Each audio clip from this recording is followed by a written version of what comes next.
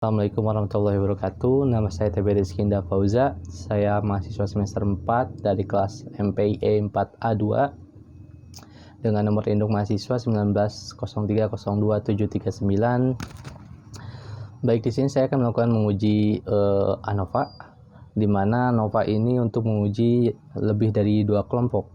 Baik, untuk DSS sendiri sudah saya kopikan semua datanya dari Excel yang sudah tersedia. Untuk produknya itu terdiri dari produk A, produk B, produk C, yaitu tingkat ketertarikan terhadap produk sabun muka ini skalanya 1 sampai 10. Kemudian untuk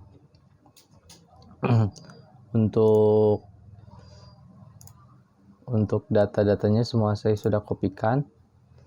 Baik, kita ke variable view dulu. Nah, di bagian variable view, di bagian produk, kita di value kita bisa tambahkan untuk yang nomor 1 itu produk A, nomor 2 produk B, dan nomor 3 itu produk C. Baik, untuk setelah itu kita langsung saja ke uji ANOVA-nya. Analyze, compare means, ke one way ANOVA.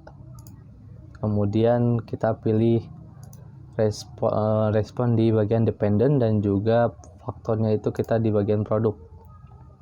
Kita pilih optionnya ini, kita centang deskriptif dan juga homogeneity-nya, kemudian continue, kemudian OK, dan keluar hasilnya.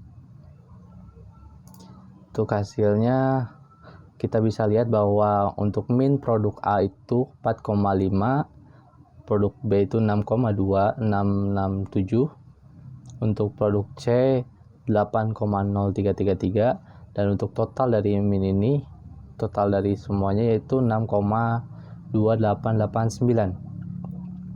Baik, selanjutnya kita bisa melihat hasil dari yang tabel ANOVA ini di bagian F atau F hitung. Nah, untuk F hitung sendiri kita perlu membandingkan dengan F tabelnya. Saya sudah menyediakan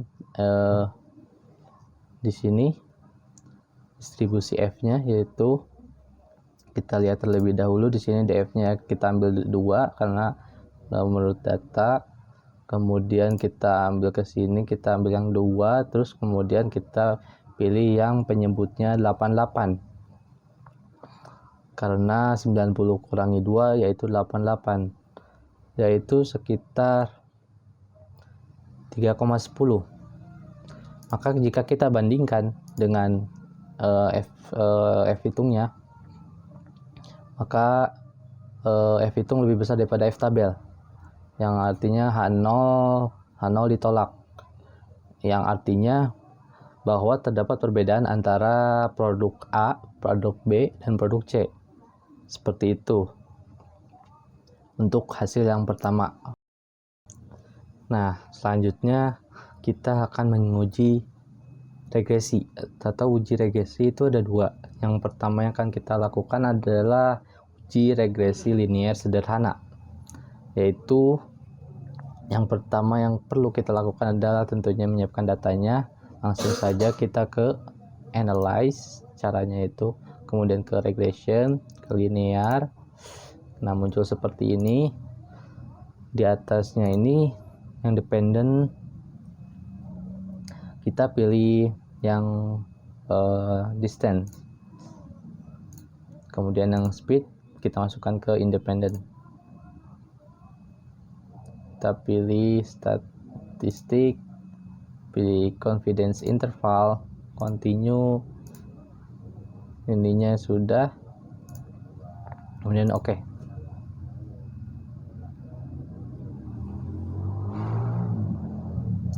Baik,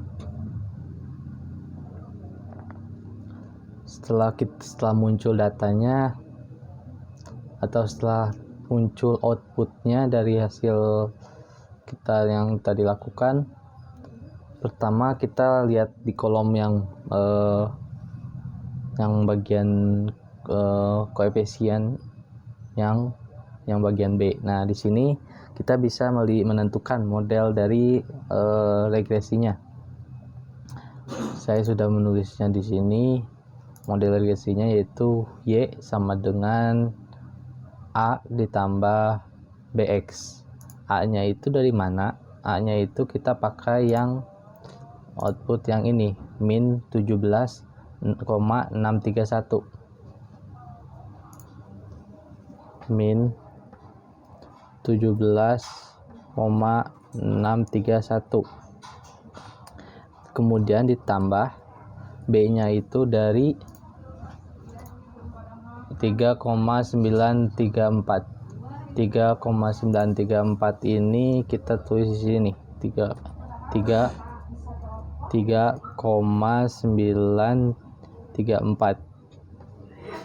X. Nah, jika sudah ini kita bisa menentukan modelnya dengan lihat hipotesisnya.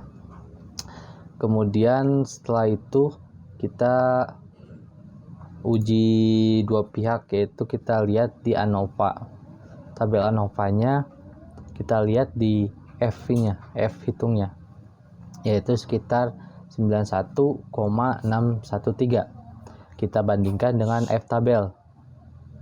Dengan F tabel saya sudah menyediakannya F tabelnya, DF-nya 1, dan ininya kita pakai yang 49, karena 50 kurangi 1 yaitu 49, yaitu dengan nilai 4,04,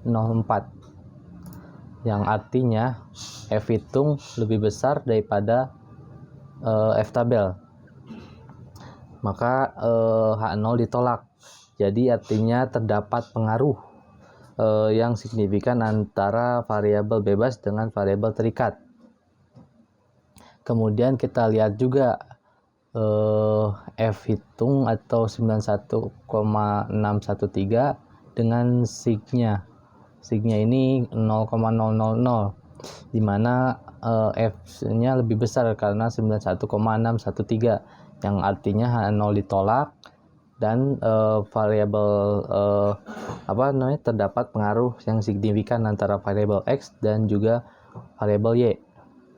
Kemudian kita lihat ke model summary-nya, yaitu kita lihat ke koefisien determinannya untuk melihat seberapa banyak variabel X menyumbang ke variabel Y.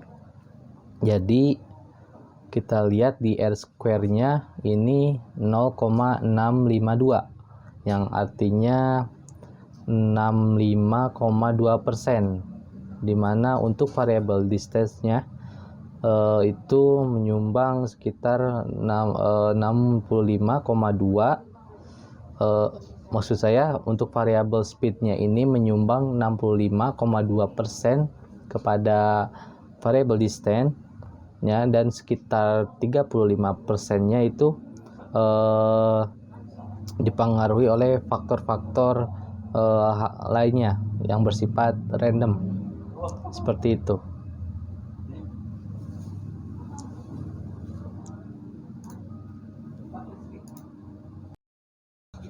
Baik, untuk selanjutnya itu saya akan menguji regresi berganda. Jadi ini tuh terdiri dari satu variabel terikat dengan lebih dua variabel bebas.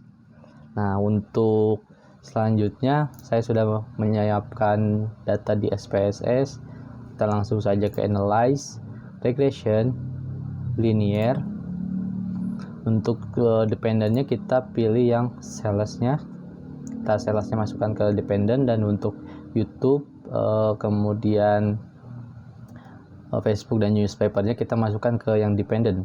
Untuk statistiknya kita centang ya confidence interval, kemudian continue, kemudian setelah itu kita pilih OK, maka muncul data seperti ini outputnya, dan kita lihat di bagian B ini. Nah, dengan konstannya 17,567 dan YouTube 0,007, Facebook 0,15, newspaper ini 0,003. Dengan ini kita bisa membuat model uji regresi linear berganda dengan rumusnya Y sama dengan B0 ditambah B1X1 sampai dengan BKXK. Langsung saja kita masukkan angka yang tadi Nah, dari seperti ini 17,567 ini kita ambil dari sini yang bagian B ini, dan 0,007 kita masukkan juga ke sini, kemudian X1 tambah 0,015 dari sini juga, newspapernya 0,003 kita ke sini juga dimasukkan, kemudian ditambah X3. Nah, selanjutnya setelah itu kita lihat ke tabel ANOVA. Nah, kita lihat di F hitungnya bahwa di sini terdapat 0,647 dan SIG-nya 0,586, yang artinya terdapat pengaruh signifikan antara iklan di YouTube, Facebook, newspaper terhadap penjualan. Tetapi kita bisa juga melihat satu persatu bagaimana seperti YouTube, Facebook, dan newspaper ini. Nah, kita lihat di bagian yang YouTube. YouTube dengan nilai T hitung 1,3 dan SIG-nya itu 0,1, di mana T hitungnya ini lebih besar. Artinya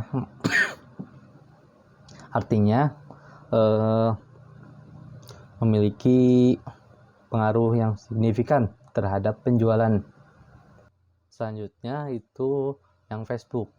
Di sini tentunya terlihat lebih kecil daripada SIG, atau T hitungnya lebih kecil daripada yang bagian SIG, karena SIG-nya ini 0,629, yang artinya tidak terdapat pengaruh yang signifikan terhadap penjualan.